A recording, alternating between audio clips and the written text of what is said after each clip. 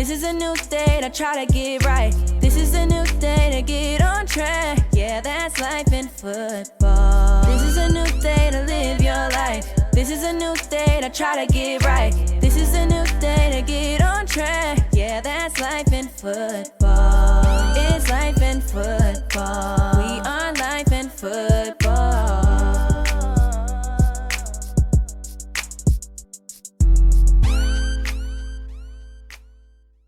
You are now listening to the Life in Football podcast. Check out the new website, lifeinfootball.com. Once again, the website is lifeinfootball.com. Thanks for listening. Welcome to the Life in Football podcast, baby. I'm your host, Mike Feed. And this your coach, Colin Moore. You know we loving life and enjoying football. Top-notch coaches all around the world. Top-notch coaches all around the world. We got Coach DD on today, Coach Daniel Da Prato, and he's the special team coordinator for the University of South Florida Bulls. Now, y'all know the Tampa area has a lot of talent. South Florida is one of the premier programs in the country, and their team is up and coming for us just nationally, and they're doing their thing as well, man. They got a lot of facilities getting put into place down there. Nice uniform. They playing at Tampa Bay Bucs Stadium, but other than that, man, they got some top-notch coaches, and they are a good program that I would love if I was a player to be a part of. Coach Dan, he has extensive background in coaching, and he's one of the best in the nation doing it right now. He had a stint at Arkansas, Colorado. Also, he did his thing at Montana State, Sacramento State, and then he also played college ball too for New Mexico Highland University. And he's a husband and he's a father. And this somebody I would love to have on my coaching staff. But without further ado, this is the story of Coach Daniel Da Prato. How you doing, Coach? I'm doing well. I appreciate y'all having me, man. And I love y'all's positive energy and what you're bringing to the table each and every day. And I just want to say thank you guys for having me. Hey, we appreciate that, Coach, and we love what you do, man. You always put out a positive message on Twitter, and it seems like the players love you from the interaction of the videos they have. So we had to have a coach of your caliber on, man. So I want to jump right into it. I know Mike mentioned where you was playing ball at, and I seen that you actually went JUCO as well, and then the UL-Monroe. So for that to happen, at some point, you said to yourself, well, I feel like I can get something better. At least that's what I'm assuming. And that's why you went the JUCO route and then ended up playing D1 at UL-Monroe. So could you tell us a little about that? Yeah, no, absolutely. So my father coached for 40 plus years. I had been around it my whole life. And I actually played for him at New Mexico Highlands. And it just didn't work out for him. And he was only there 1 year, ended up not being a great situation. So he moved on to the head coaching job at Chabot Junior College, which is in California over on the coast in the Bay Area. I went there and played for him. Coming out of high school, I didn't get a single call from a college coach. So for those young players out there, sometimes you're not always sure what exactly that path is going to be. For me, my dad was a coach and he didn't call me. That was tough. So I wasn't getting recruited because of my size. I was a decent player, but I just hadn't physically matured yet. And so I ended up having to go the Division II route, and then it didn't work, obviously, for my father. So I came back, went to JUCO, and then was blessed to be able to gain some size and some weight, and ended up having the opportunity to get my undergraduate degree and my master's paid for at UL-Monroe.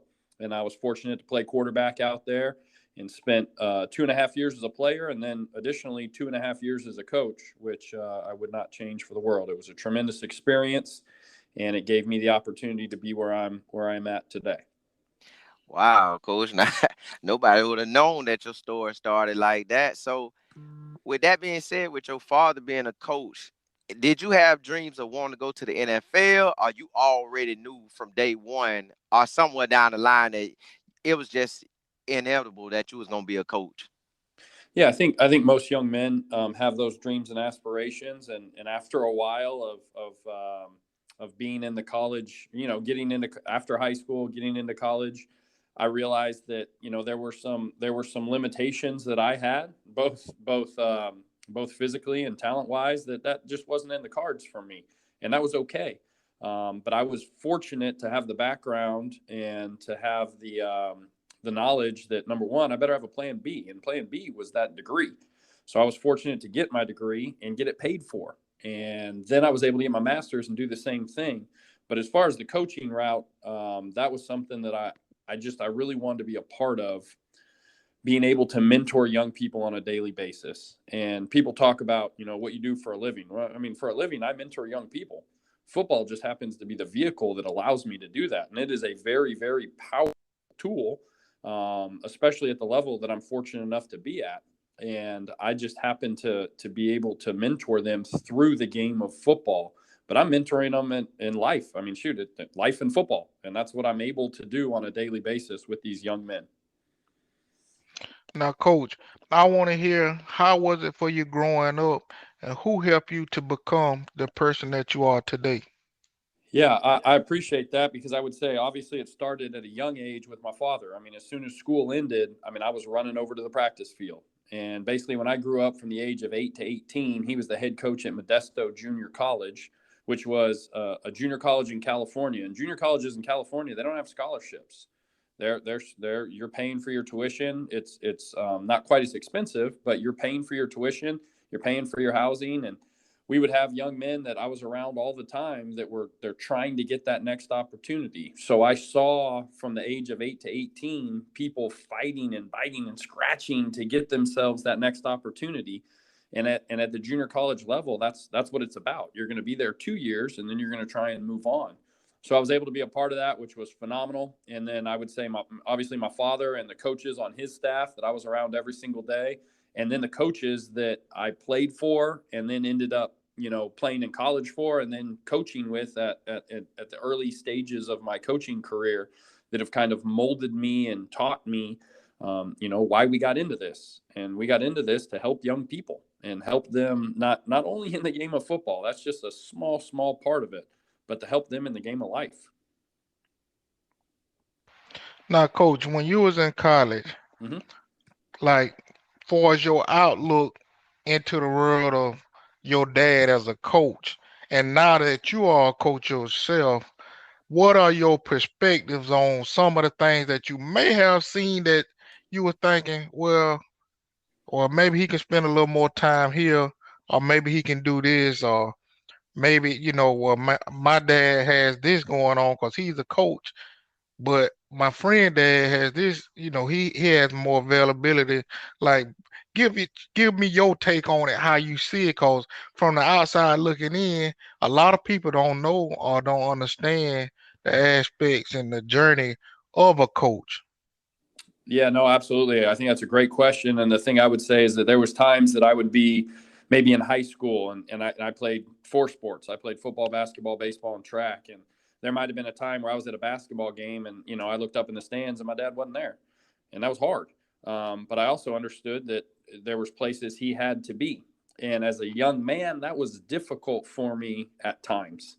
But as I got older, I understood that I also wouldn't have had the experiences of being on the sideline of his games, being on the sideline of his practices, taking my friends to those games, and being around the program and the culture and the kids. I wouldn't have had those opportunities had he not been running that program and had times where he was away. So I obviously, my family did a great job balancing that.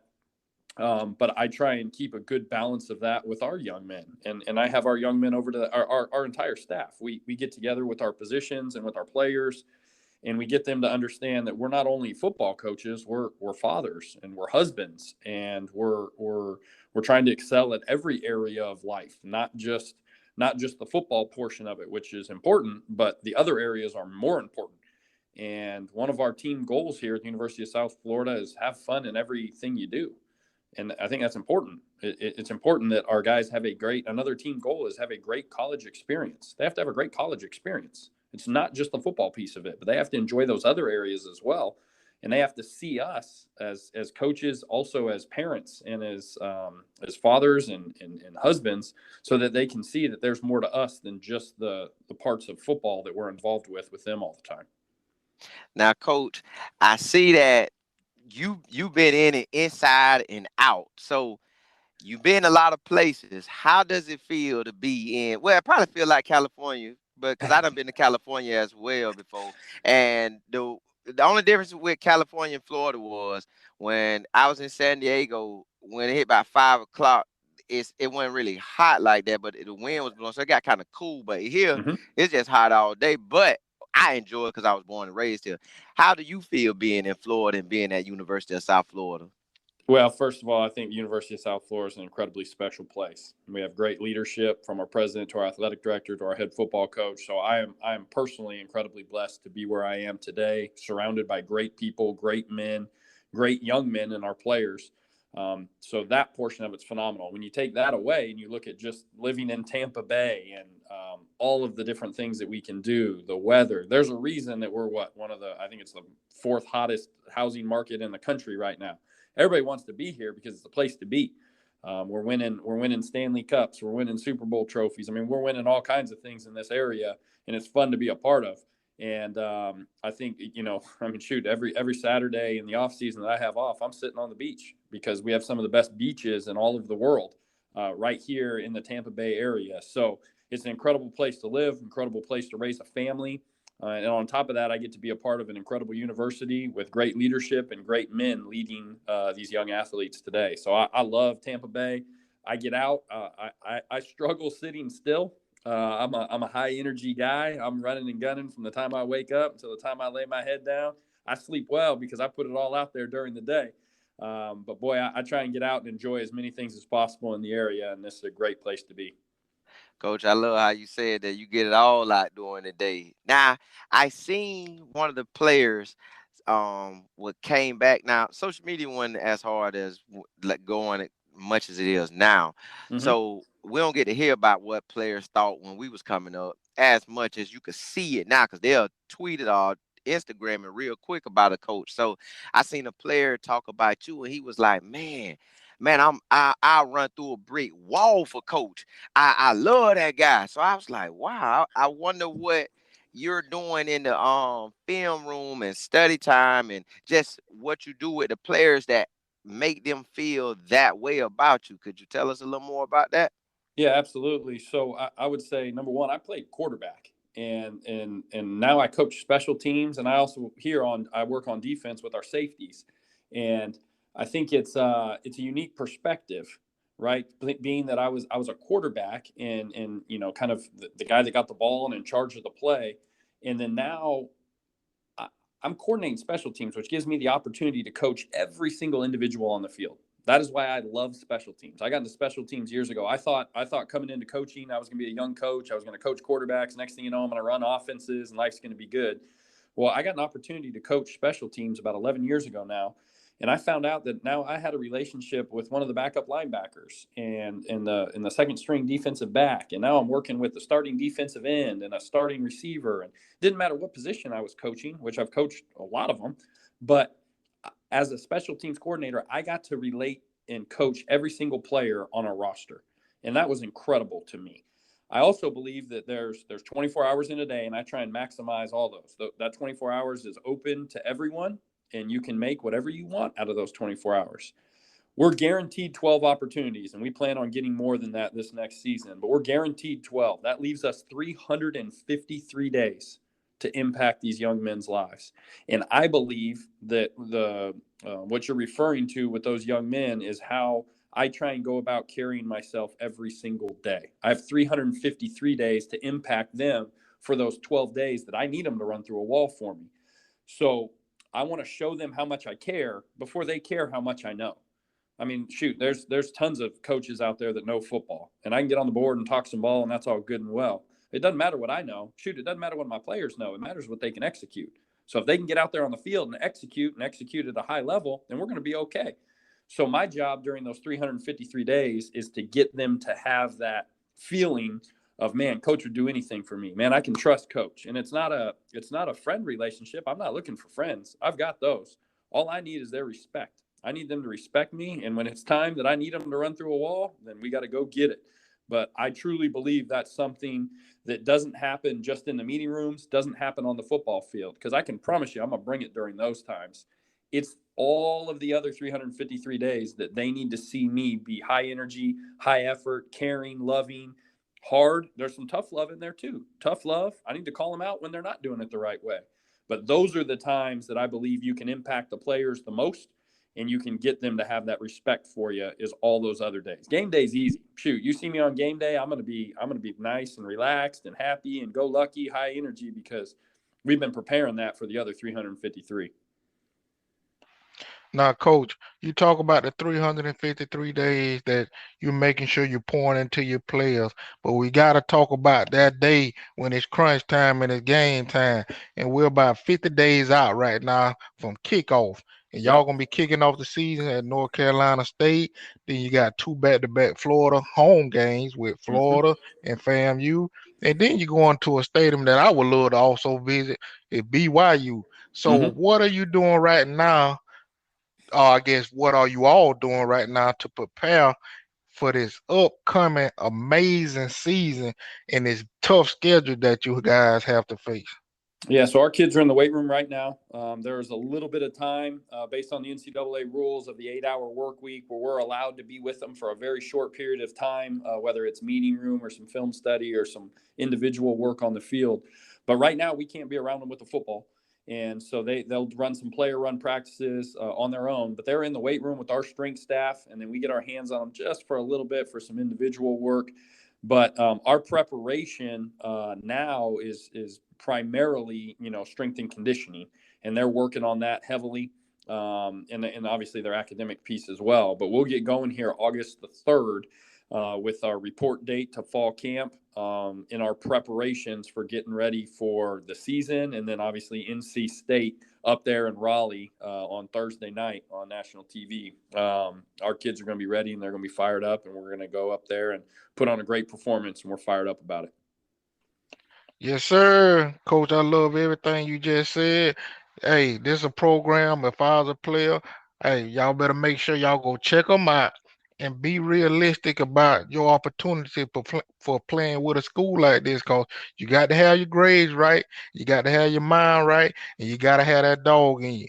And I'm telling y'all, man, Coach Daniel, he's a coach I would love to play for in the South Florida Bulls, and they're doing a great job down there. Just like he said, from the head coach to the president, they're doing amazing things for this university. And I have to say, South Florida Bulls, they're on the come up, they're on the rise, and it's a team that everybody need to be paying attention to. Yes, they have a tough schedule, but they got some tough players out there on that field. And I want to thank Coach again for coming on, and I'm going to leave y'all how I always leave y'all. Keep your head up and not down, or else you'll fall to the ground. That's the Life in Football podcast. Catch you next time.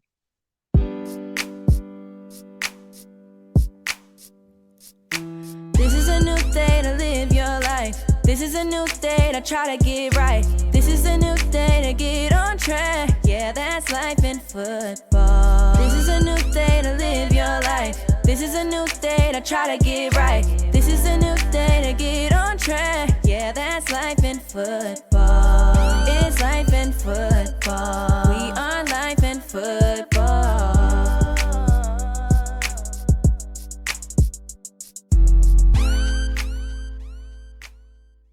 You are now listening to the Life in Football podcast. Check out the new website, lifeinfootball.com. Once again, the website is lifeinfootball.com. Thanks for listening.